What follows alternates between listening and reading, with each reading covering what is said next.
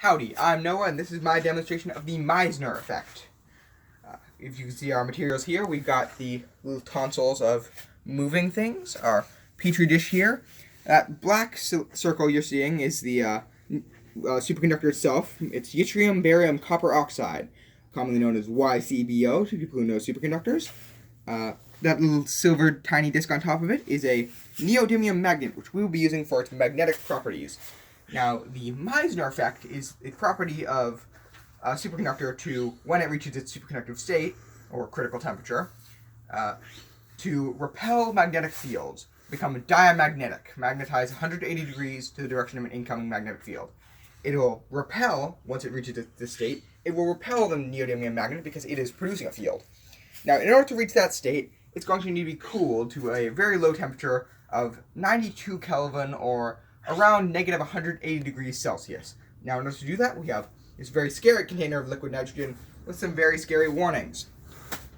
Let's get right into it. Okay, I'm going to remove the cap from liquid nitrogen. You should see a little bit of very cool smoke. Not actually smoke, but vapor.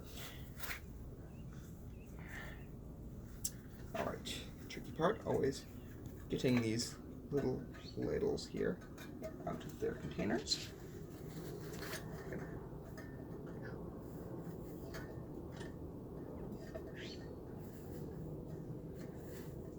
You know what, that might be easier to have removed all of these and just dip them one at a time. I'm dripping a bit.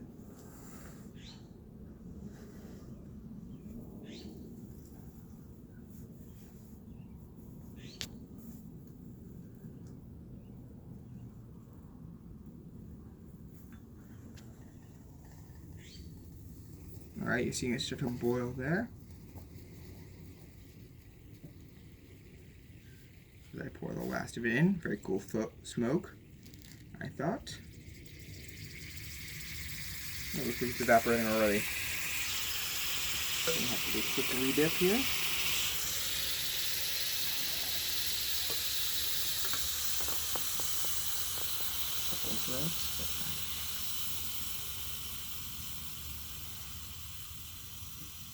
Not getting here? Is it all evaporated already? Seems unlikely. Can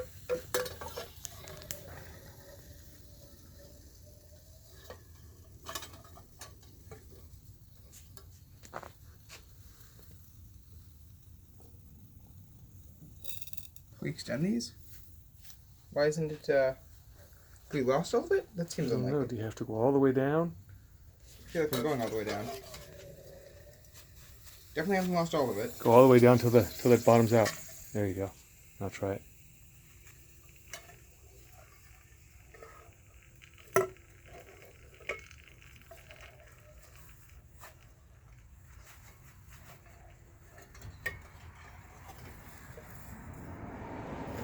Did we lose all this? Here.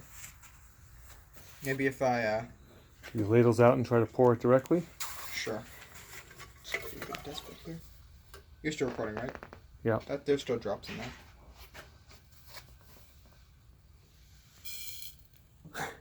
That's a bit pitiful. Oh, you can see it floating. It is floating. Hey, what a nice little guy. Doing my experiment for me. Oh, here's a full ladle here. Gonna reach this out very carefully. Very careful not to freeze your hand off.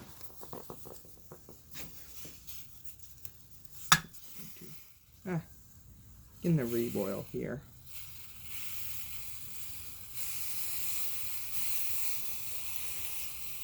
Adjust my hands very carefully. I apologize for the lethargy. I am new, you know. Gotta set this one down as well. Put them behind or off to the side. Look straight through it to see the now, if you can see that, levitating. I'm going to pick up this great difficulty. I'm going to try and adjust here this little magnet guy. I can feel the resistance, you can't.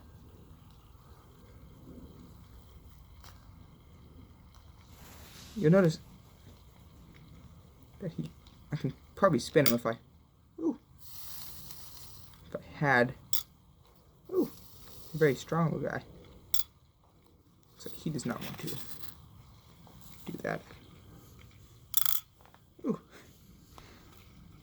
I'm trying to get this guy back on. I wonder what... Here. As I have a strong magnet, they don't like to balance. So I can get him. Oh, you see that? Hear that little bit of a static? I can hear it better than you can, probably. Sound systems and all. Hear a little bit of static as I try and place it back on. There we go. There's a little guy. I'm going to tap on a bit. Ooh, my tonsils. Oh, and he's off. But you can see the demonstrated effect here being that the thing from the field from the magnet will not be able to penetrate the superconductor to such an extent that the superconductor will be moved even by my little guy because it so dislikes. Oh, and it's spinning a bit. Whoa! Because it so dislikes those magnetic fields.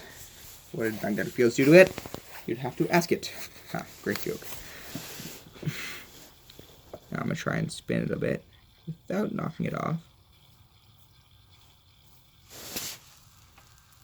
There we go. Tap it sideways, maybe. It's of course not the only property of superconductors. It is, however, the best one to play with. See that little guy spin. I'm going to move the magnet, the superconductor, toward the middle, I think. Oh.